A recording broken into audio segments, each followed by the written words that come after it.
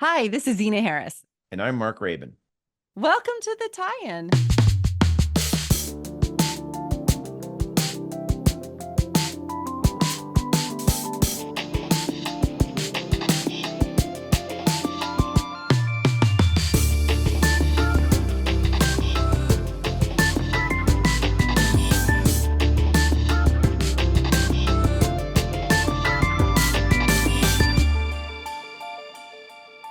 Today, we're talking to Clara George, an award-winning producer who knows how to get stuff done. Yeah, She has so much experience and is always just such fun talking with because there's just so much richness to what she has to say and how she approaches her work. absolutely. She's been one of the early movers and shakers here in the Vancouver scene, and her work has literally echoed throughout North America and Europe as well. And I just, remember coming across her and just feeling, wow, this is a force. This woman is really making things happen, kicking ass and taking numbers. I know, I know. Her name just comes up in conversation, just in lots of different places I've been. Like, do you know Clara George? I'm like, yes, yes, I do. Yeah, I remember she just started showing up on all the committees and um, it just really outspoken and well spoken as well, and has a way to, yeah, convince people that this is the right thing to do. Yeah, yeah. I'm super excited to talk with her and see what she has to say. Me too.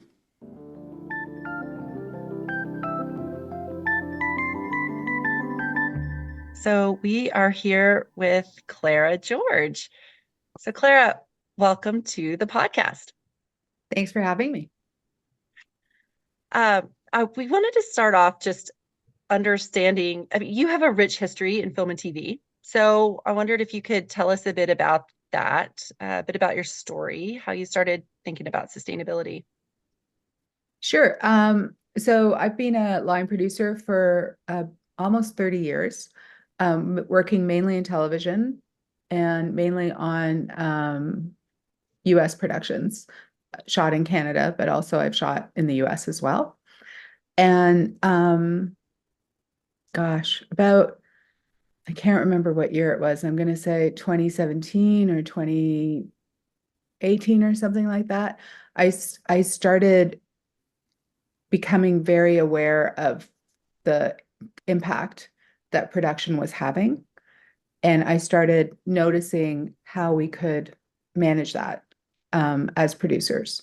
You know, we manage every other aspect of the production and we seem to let these things go, you know, whether it's what the caterers are serving or how much garbage is being generated or wasted or, you know, how much fuel is being used. Like nobody really thinks those are categories that can be managed, you know, and I started, you know, the control freak in me said, well, of course I can manage this.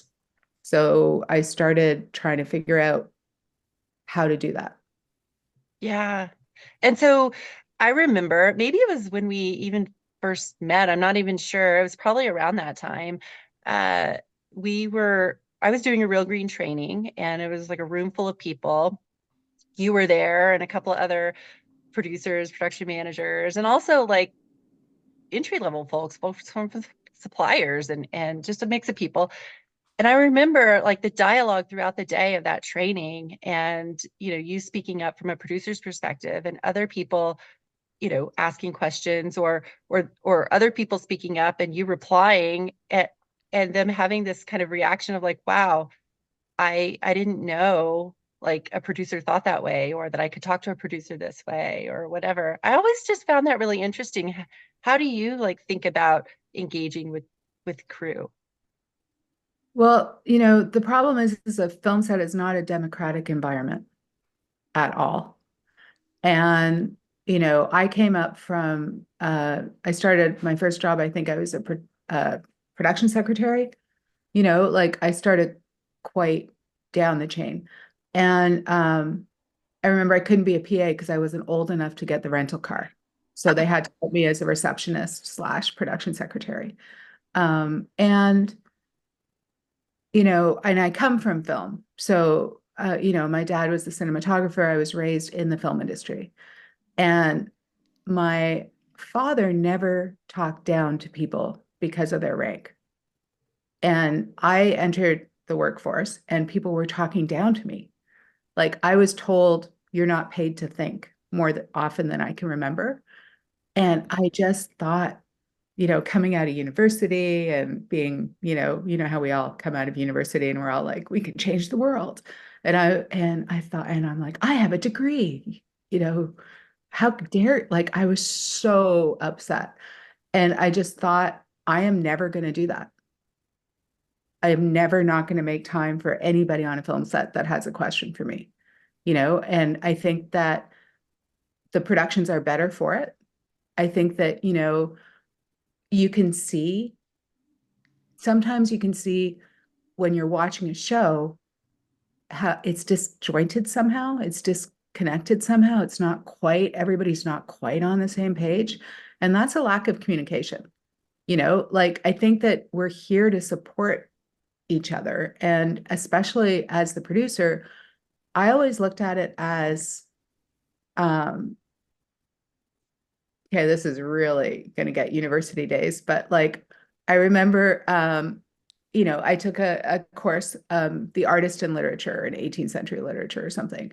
And it was, Portrait of an Artist as a Young Man, Sons and Lovers, like books that are clearly about art and the artist. And then there was To the Lighthouse by Virginia Woolf. And that's about an Airbnb on the coast of England where artists come and hang out for the summer.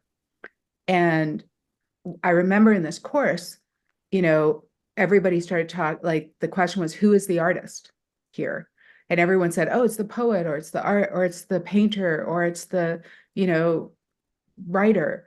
And they said, no, it's Mrs. Ramsey. She owns the Airbnb and she's created the environment that allows everybody else to be creative. So I always thought, like, that's how I explain my job to my kids. Like, the producer is the person who creates the environment that allows the production to be made. And if that environment is toxic, you're going to get a toxic production. And if that environment is, collaborative, you're going to get a collaborative production.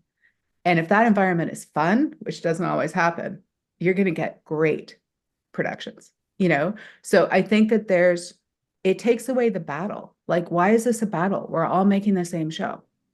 There's no reason for it to be an internal battle between what the director wants and what the art department can provide, or what the schedule needs and the DP can like, like if we can't, like, let's do the best we can with what we can do.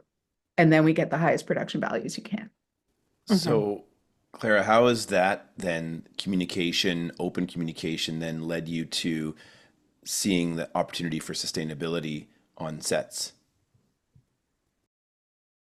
Well, I think it's you start by asking the question.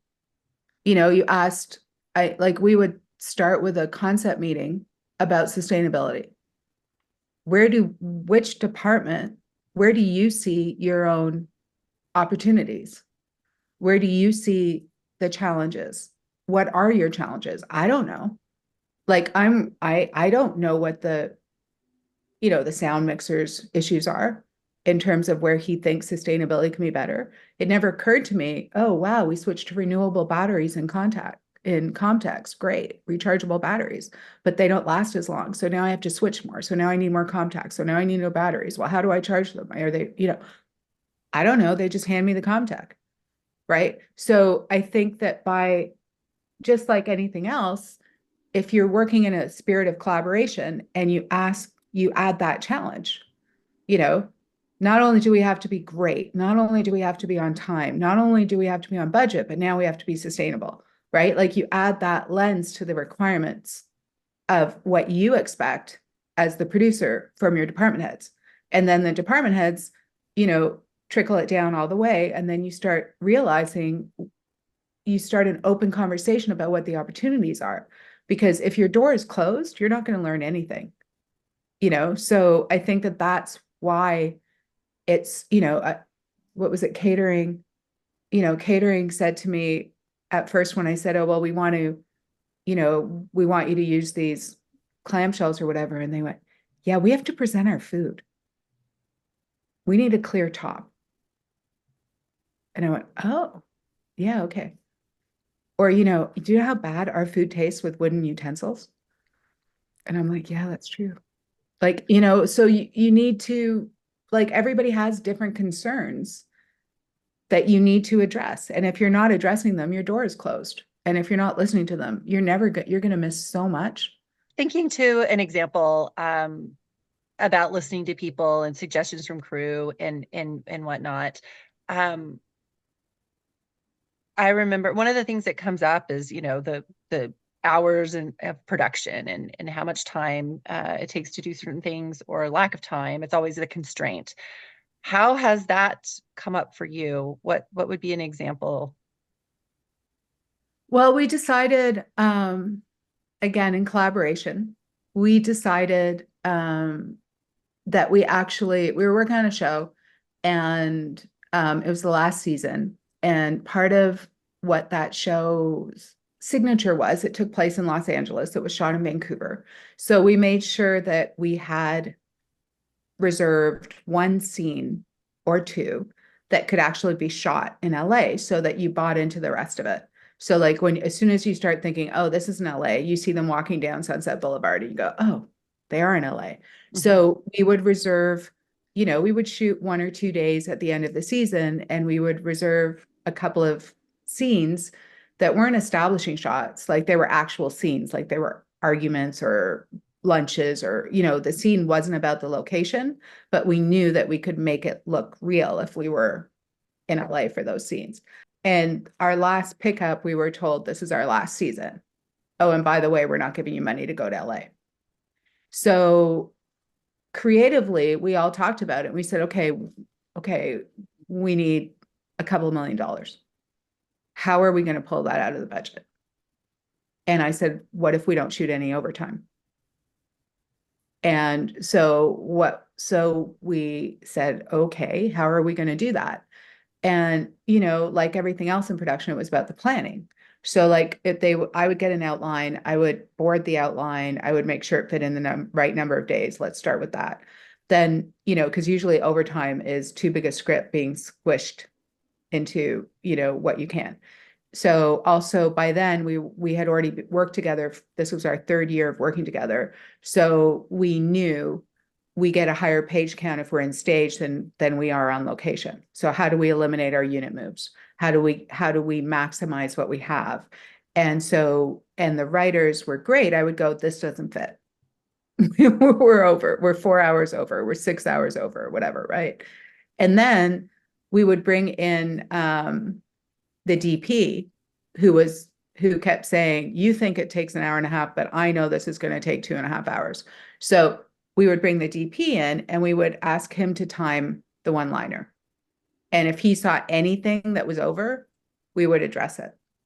And then we shared with the crew the time estimates on every single document, on the one-liner, on the call sheet, so that we could say, so everyone knew that scene 12 was supposed to take 2.5 hours.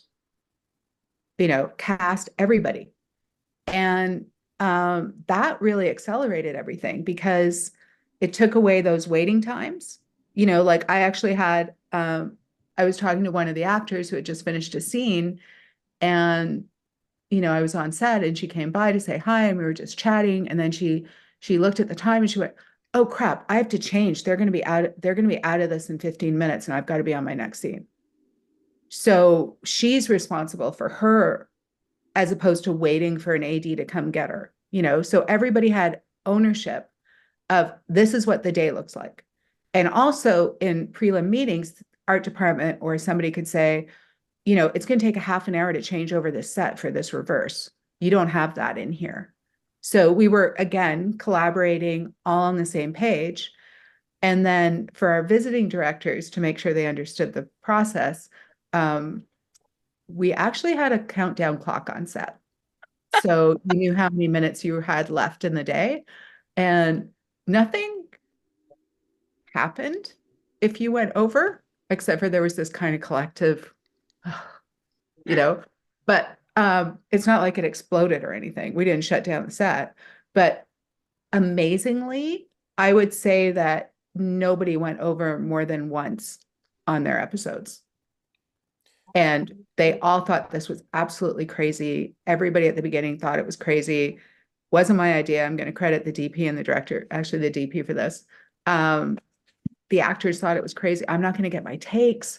Like everybody thought it was crazy. And the director and the DP talked them into it. And they loved it.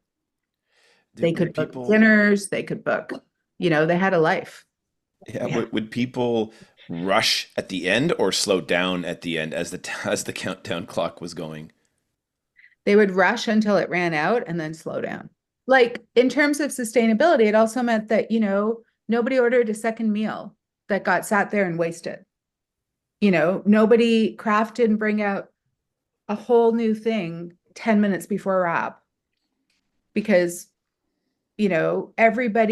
everybody was aware of what was going on. And I think the biggest problem that production has is the cover your ass mentality. We need to make sure we have everything available all the time. It also meant that, oh, we're in our last setup. We can move all the trailers, you know, or we can just hold on to this one. They're not going to spring a new scene on us. They're not going to suddenly change whole new lighting package. We can book our people efficiently. Like, oh, the unit, we're not going to call in unit move drivers and have them sit there for 5 hours just in case, you know, and then work for 9 hours. So it's not only cost effective, it actually saved us a lot of stuff. We weren't throwing away resources, whether they were human resources or physical resources. We were prepping and then executing, and then if there was something, if we did need a cover your ass thing, which sometimes you do, like weather cover or whatever, we built it in. We knew about it. There were no surprises, you know? Is this like way of working? Did you take this onto your next production, or how did Yeah, I this did kind of it. go I, forward? I did. I did it on two productions after that. Um, and it works, Yeah. it works. It also, the other thing I realized quite early is like that, most people didn't work weekends on my shows because I gave them enough time to build the set. So it wasn't this mad rush at the end, like sure, maybe one weekend, but not 6 weeks of weekends, right? Or if art department told me, you need to get out of the stage on Tuesday so I can get the set struck and rebuilt and blah, blah, blah by Friday, and then if I said, I can't do that, there's nowhere to go, there's actor availability, whatever, you have 2 days, not three. So that inspired the production designer to start using modular design. And so that they could redo everything quickly. So she went on to her next show and ended up almost building a Lego world of pieces that she used for every single swing set on the series. So that saved, I don't know how much lumber and time and effort and everything else because we, you know, the departments knew that if they said, hey, I need this, and I couldn't give it to them, I really couldn't give it to them. And then they would try and brainstorm, we would brainstorm. And ultimately, if it couldn't happen, I would go back to creative and say, I can't do this. There's just no way this is going to happen well. And then they would figure out something else. And, there's always an exception. I would give them one. Okay, you want me to do something absolutely insane? Okay, we'll do it once. You really want to burn that card, that get out of jail free card on day 3? Okay. Like, but that was it. I love hearing about this because, for me, sustainability also means efficiency, right? So it's really interesting. And I'm just wondering how the role of budgeting has played into this as well, right? In integrating sustainable practices, as well as, integrating new technologies into this as well to make the production more efficient or more cost effective. There's this back and forth around that sustainability costs more money or it costs more to do this. And you and I have had conversations about that as well around the energy side of things. But I was wondering if you could touch on a few of those different, um, relatively disparate areas and how you bring them all together. Um, I think the first thing to understand is that productions are not budgeted efficiently, right? They're just not. And I think that the reason that the sustainability argument constantly comes up as being more expensive is that we're not looking at I call it holistic budgeting. So you're not looking at the holistic version here, right? So you'll sit there and you go, oh, this battery is going to cost me $1,000 a week. I don't have $1,000 a week. And you're like, okay, but what would you use? Oh, well, I'd have to bring in a putt. Okay, well, that's $300 a week. So now there's only $700. So now, and then we have to fuel the putt. So like that's another $100, right? Or $50 or whatever. So like, and then it's loud. So we have to cable it miles away. The cable costs money. The labor to run the cable costs money. Picking up the cable costs money. And then what you're not even including is how badly you're pissing off the location by running loud noises, right? So you can't look at it in a vacuum. And, people always do that. Like you go, oh, well, this hotel room is $500 or $300 a night. And you go, well, that's really expensive. That's stupid. We're not going to do that. Like go to a Motel 6 or something. You go, oh, well, that's $100 a night or $150 a night. And then you're like, oh, wait. So now I'm only looking at that $150. Like everyone clocks sustainability back to zero and says it's a cost from zero. It's not a cost from zero. It's a cost from business as usual, right? So business as usual, especially on a production, isn't efficient. We carry diesel generators for the run of show and we shoot 50% on stage where we don't need them. So you're already paying double for that piece of equipment. We're not looking at it the way we look at everything else. If we look at, should we shoot at this location? We look at the location fees. We look at the parking. We look at what it will take the art department to make this work for us. We look at how many crew we need to do this. Where are the lights going? Are they on scaffolding or are they on lifts? Oh man, they're on lifts. Do we need another generator for those lifts? Or can we do this on the ground in the stage and it's going to cost us a chunk of money to build the set, probably the same amount to set dress it, way less to light it, no transportation costs, no parking costs, no location fees, and we might be able to add something else to the day, And like the classic example, I think I learned, I don't know, 15 years ago, always build the bathroom. Because to try and shoot in a bathroom even if it's a public bathroom, there's one entrance and one exit. You can't shoot efficiently with one entrance and one exit, right? So, and then someone will go, oh, but you have to plumb 12 sinks. You go, no, you don't. You'll have to plumb the one that the actor is standing at. You don't have to plumb the toilets. No one needs to see that. You just close the stalls. You just put the base. You only need the bases. Like you can actually do that. You can control the lighting and, you can pull a wall and you can shoot that bathroom scene in a couple hours. If you put that bathroom scene on location, you're looking at overtime. There is no way to do a bathroom scene on location. No one's figured it out, so you have to look at the whole picture. And I think that the cop out, like, oh, it's expensive or it might cost us money is a cop out. That's really means I don't want to do it. Because you know what else costs a lot of money? Flying in actors who aren't used, renting equipment that isn't used, doing massive set dressing setups, and then having the whole scene play in a close-up. Those all cost money. Shooting an extra 10 minutes per hour, so you have options in the editing room. Like those all cost money. So it's really, where do you want to spend the money and still deliver the product that you're supposed to deliver? Do you want to give the money to the fuel company? Or do you want to give the money to the innovators who are coming up with new technology? You know, if you're allowed to tie in at a location and you give them an extra $500, you're going to get back into that location. Or you can give the $500 to the fuel companies so that they continue extracting and killing our planet. So it's really up to you where you want to spend the money. There are numbers that are crazy, you know, like $2 million to bring in infrastructure. And you go, okay, I can't. So what else can I do? But there are also numbers that are crazy every day. You know, like you want to close down a Fairmont hotel for a lobby scene? That's a crazy number. So you don't, right? Like, or you want, I don't know, you can get Brad Pitt to do a cameo. That's a crazy number. So you don't.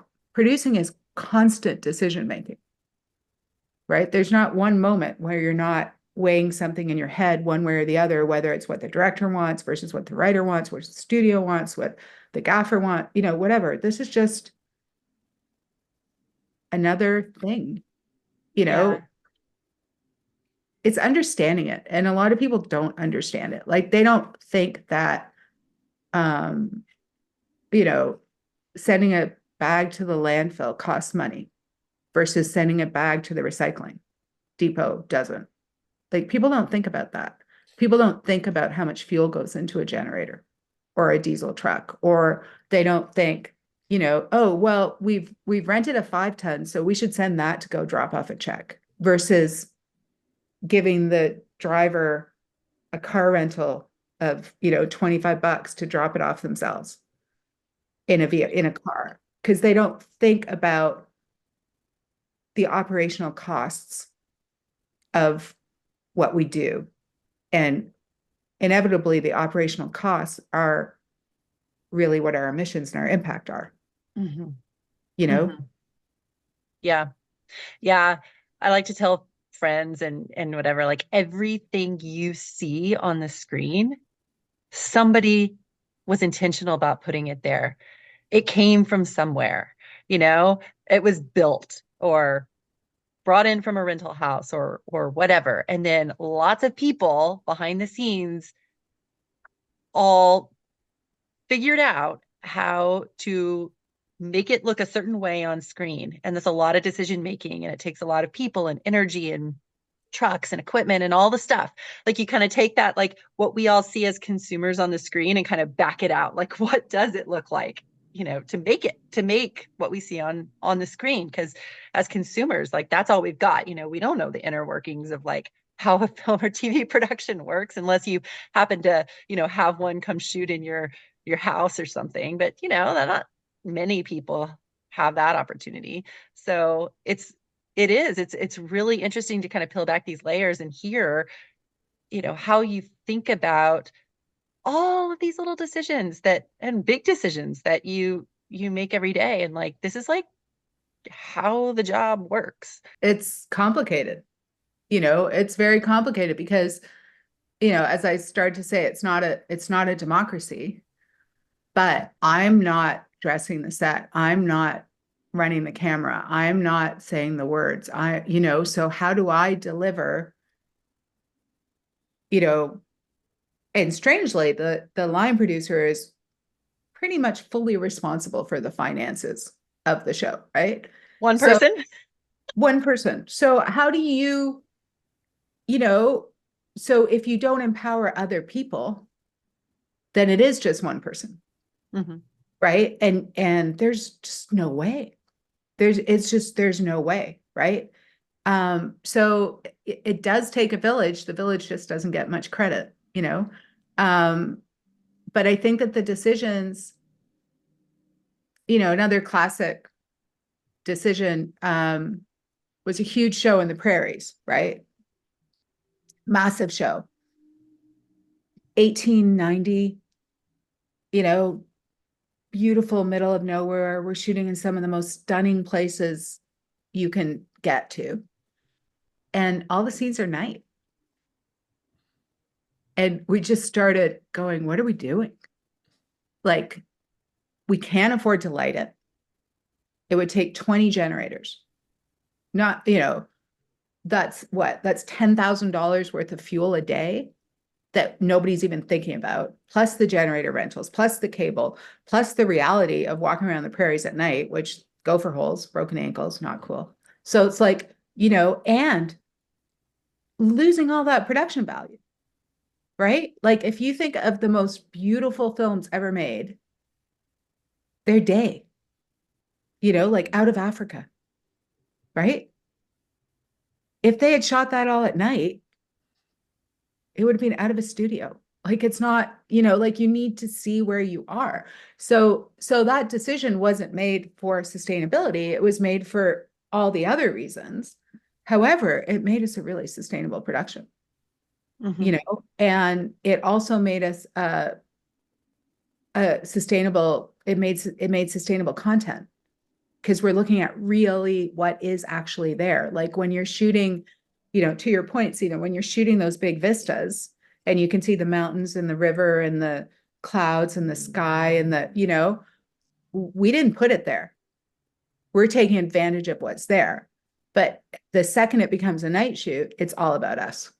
What are we lighting? What are we focusing on? What have we put in this scene? And, I'm pretty sure nature is a better production designer. So it's great to see what's there.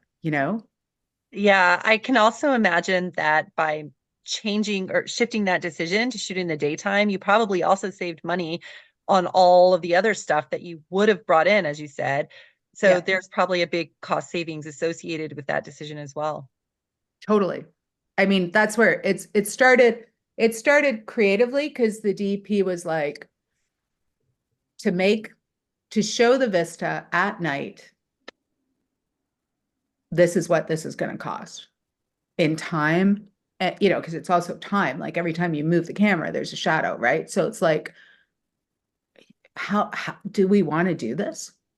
And Mhm. then it became a creative discussion between, the director, the DP, the production designer, the executive producers, myself, and everybody is like, what do we lose? Because you don't get more money, right? So that money is going to go to that, which means it's not really on screen. So Mhm. would you rather keep this scene in the movie that you really want to shoot with horses and 250 people? Would you really want to go to that location we can't afford to make look like 1890 unless like it's all about sacrifice, right? Like you choose and then what sacrifice? Like one thing gets chosen and then other things get sacrificed to make that happen, right?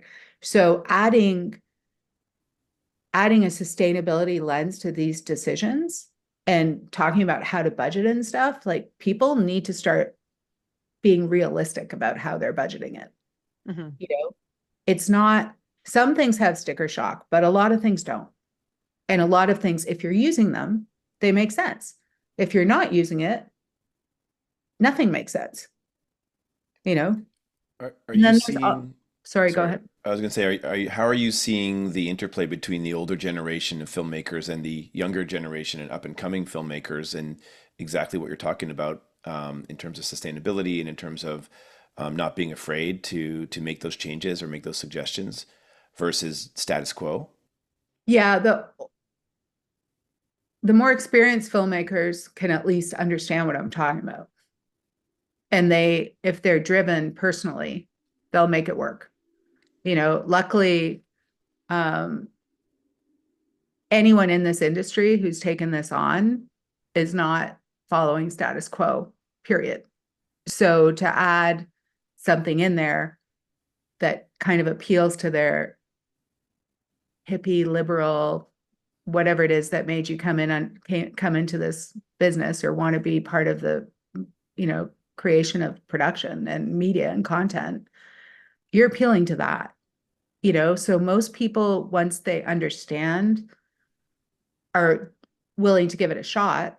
And then once they're willing to give it a shot, then it depends on the use case. I've walked around sets and seen batteries beautifully displayed and plugged in and everything's working. And they're, sitting beside a cable run that's attached to a 1400 amp generator.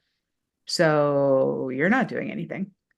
Or I've walked into sets where you see the battery being the main star, like the power. That's Yeah. where they're drawing their power. And it doesn't work every single time. Nothing works every single time, but the arguments that we're putting against it aren't fair. Like, well, this isn't going to work in this situation. It's not, I can't run 50, I can't run 5 20Ks with a battery or 15 20Ks with a battery. And I go, you can't run 15 20Ks off one generator. So stop. So, your generator isn't big enough. Your battery's not big enough. We still have the same problem. So as you split them up, can you replace one of the 20 generators you're looking at with a battery? It's not going to do everything all the time, but the argument doesn't make sense because we don't just use our run of show generators. We bring in daily power sources. So can we replace some of those? And by the way, if you another thing we ask people to do is use smaller generators, which are more fuel efficient if you're going to be using them. They go, well, what about that night exterior? And I go, well, are you carrying all the lights on the truck for that night exterior 6 months from now or 6 weeks from now? Because if you have to order them, you can order a generator then too, a bigger one, and just use it for that day.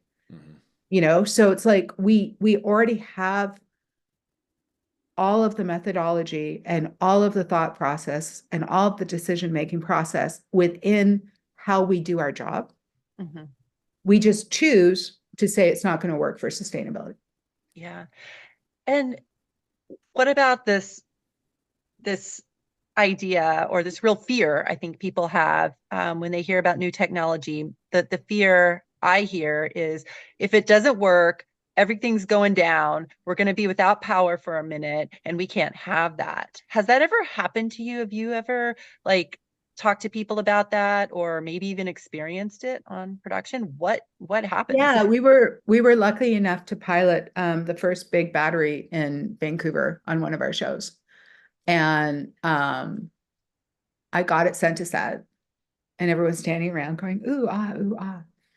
And I go down and I'm like so proud and I go, plug it in to something, plug something in to it. Like it was just sitting there.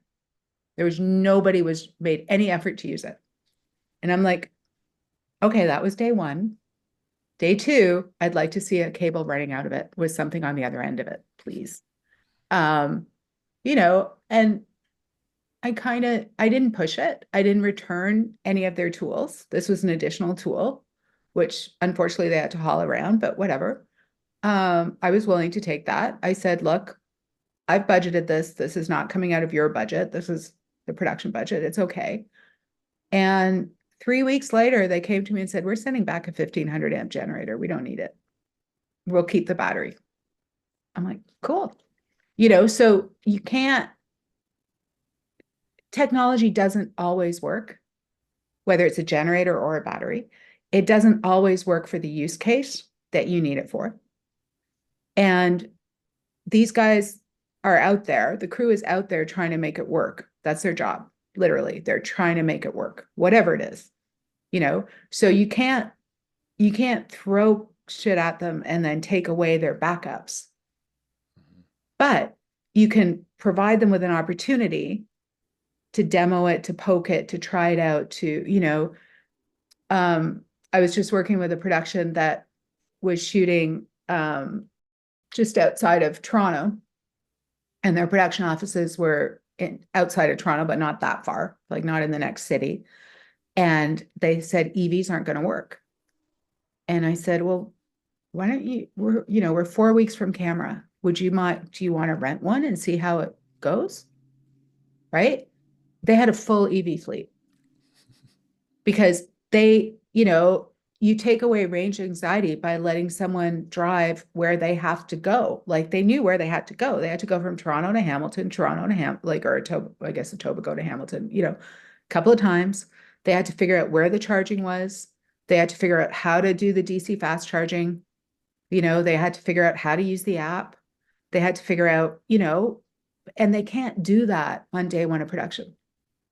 They can't even do that, 3 days before production starts, right? But 4 weeks before production, sure, give them a car, give them a battery, let them play, take them to the equipment house, let them figure it out. But I can't make them use it.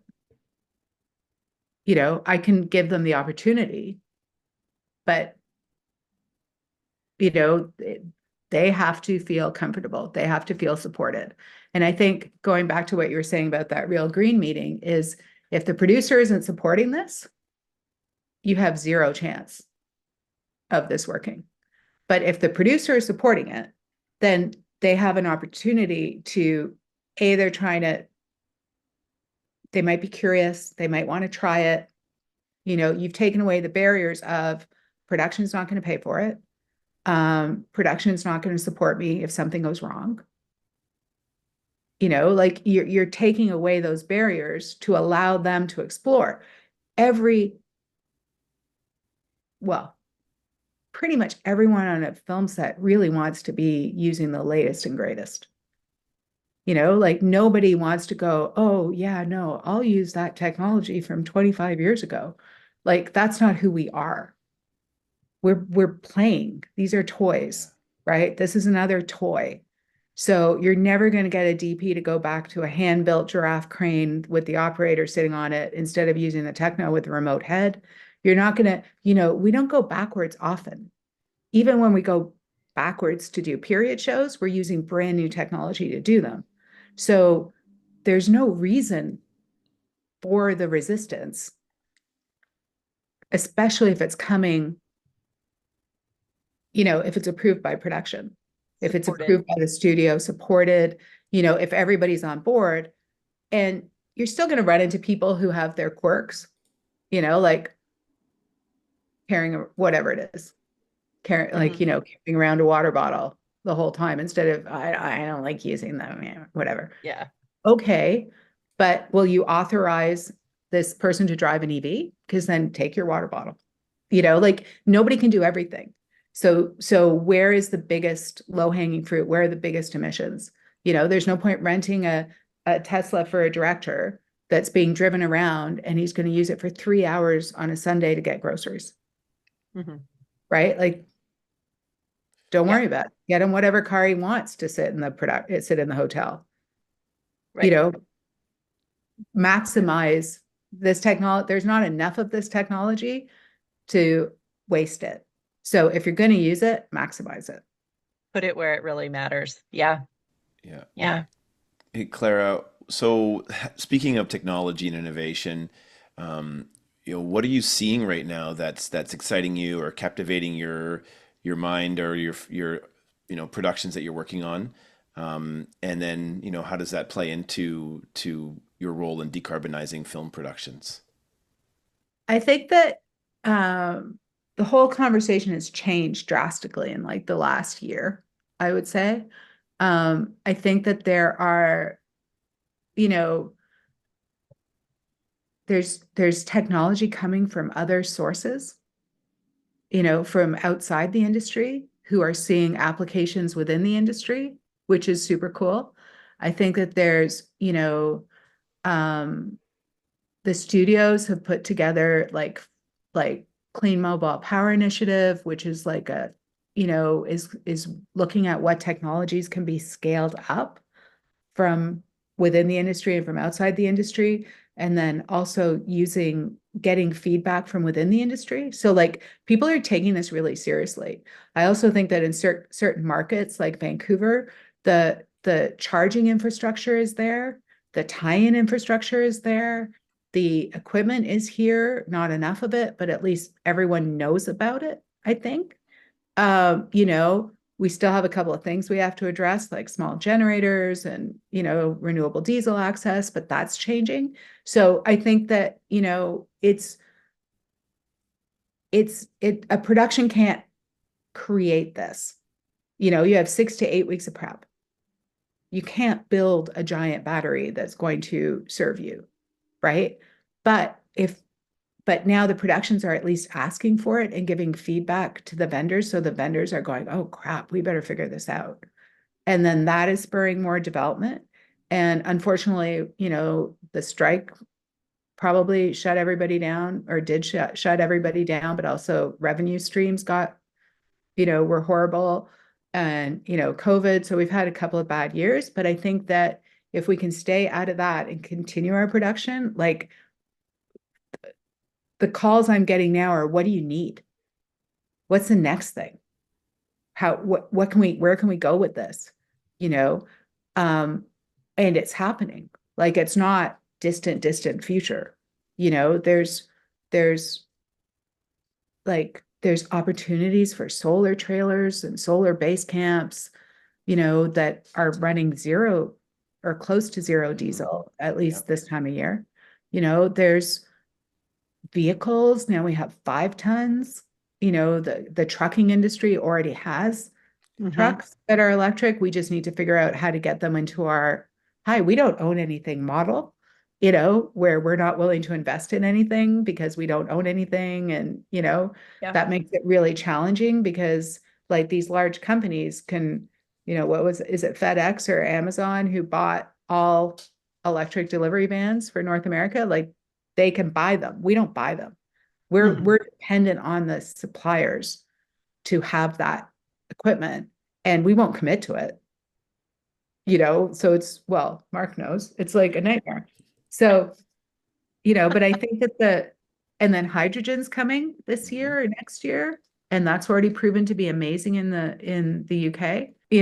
I think we're starting to take this seriously, I think. And I think that I'm finding that instead of kind of hunting down, hey, what's new? I'm like, every 3 months I get, oh, we just came up with a tier 4 1600 amp generator. Oh, we just came up with, and I'm like, okay, great. So I think that, the excuse that there's nothing I can do on this production, I think is gone. You can always do Mm-hmm. something. And I Yeah. think that the more technology we get, the more cost effective it's going to be, um, for us to rent it and to use it. And Mm-hmm. then price of fuel's going up, and that helps, Yeah. A positive feedback loop, right? I mean, and then the mentality, right, of the folks on there are going to be inspired to continue to make those changes. Mm-hmm. Mm-hmm. We're asking everyone this question, so I'd love to hear what you have to say. If you were to create a new playbook or of guiding principles about sustainability and entertainment, what would be on your list? I would cap the fuel budget.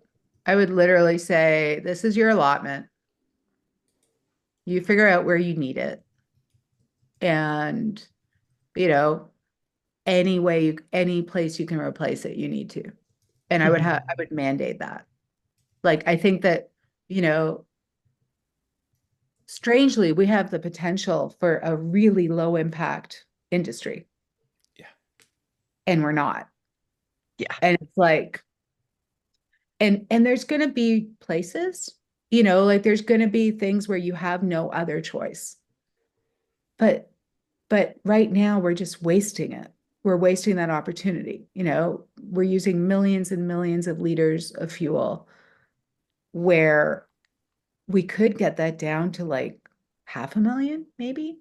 I Yeah. don't like, I think if we were capped by, and people hate, oh, we don't want to be restricted. Well, you're always restricted. You're restricted with how much money you're given. You're restricted about what time of year you can shoot. You're restricted by when your actor can show up. You're restricted by turnaround times and overtime and penalties and what equipment's available and what the weather's like, Mhm. or how many minutes you're delivering. Like, there is no, well, some people do it, like, unless you're Francis Ford Coppola, you usually get a limit to something, Yeah. right? You can't just make a 6 hour. This is how long I wanted to tell the story. This isn't a novel. Like, you are restricted every single step of the way by something. And I think that we should include what we want to restrict for sustainability. Like, I spoke with the caterers on my last 6 shows, I guess, 6 years of production, and said, can we cap meat, red meat? And we Mhm. did. We reduced it by 2/3 because we capped it. Mhm. And, like, if we don't, right now we're all going the other way. Like, oh, try and save a ton of carbon. What about restricting how much carbon we can emit? Like a cap and trade almost.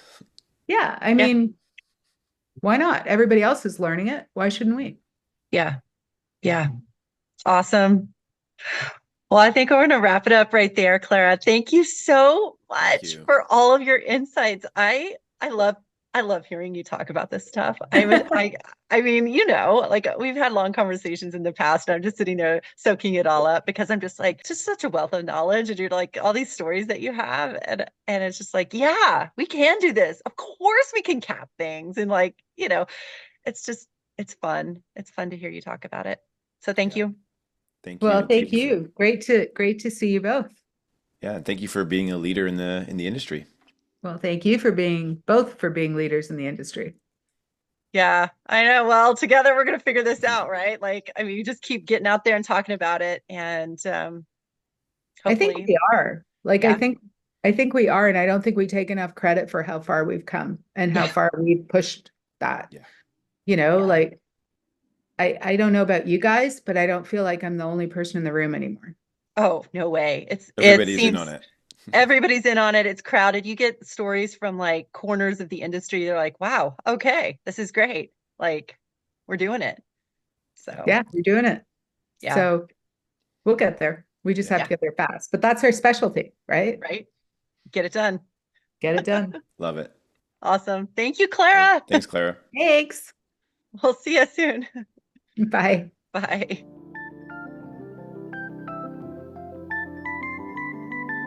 Wow, Zena, that was a great interview. I know. I love talking. She's like a top general. God, I love talking to her. I love talking to her because it's like, there's always some tidbit that comes out and you're like, whoa, yeah, of course. Of course.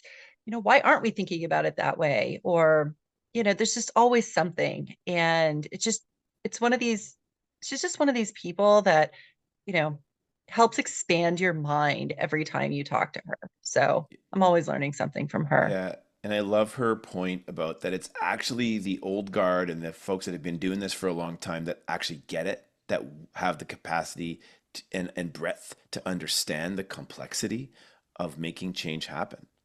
Yeah, I mean, they've been Yeah, through evolutions in the industry before, and this is another one. It makes total sense. It makes total sense. And, you know, I don't really like to generalize or just characterize like the old guard either gets it or yeah, doesn't, like some do, some don't, younger people, some do, some don't. Like it's, I do feel like, I mean, she made a great point about just the experience of the older folks who've been working in the industry for a long time and who have seen changes in all mhm, sorts of aspects of the industry, and this clean tech and decarbonization and thinking about sustainability is is another kind of wave that we're going through, and they know how to navigate that, so they should be yeah, good to go on sustainability. yeah. And everybody's a techie nerd innovator at heart, Yeah. and so we should be able to make this happen, and it is Yeah, happening. it's happening. I mean, she's cited so many examples of how to think about this and integrate in, so it's happening. So if you haven't seen it out there in your corner of the industry, take some inspiration from Clara and others that we've had on this podcast, and start asking questions, start looking around, being aware. I mean, it's happening out there. Yeah, absolutely. And yeah, just so inspiring to continue to have these conversations with titans I in the know. industry. Learning so much. All right, Absolutely. very good. We'll wrap it out there. Thank you everyone for joining us. Thank you. Hey, listeners. If you have a story about innovation and sustainability in entertainment, please get in touch with us at tieinpodcast@gmail.com. That's TIEIN podcast, all one word, @gmail.com. We'd love to hear from you. We may ask you to be a guest on the show. If you like today's conversation and want to hear more, please like us and subscribe wherever you listen to your podcasts. Our designer is Aaliyah Kane. Music is by Peter Chapman. Our producer is Colin Miller.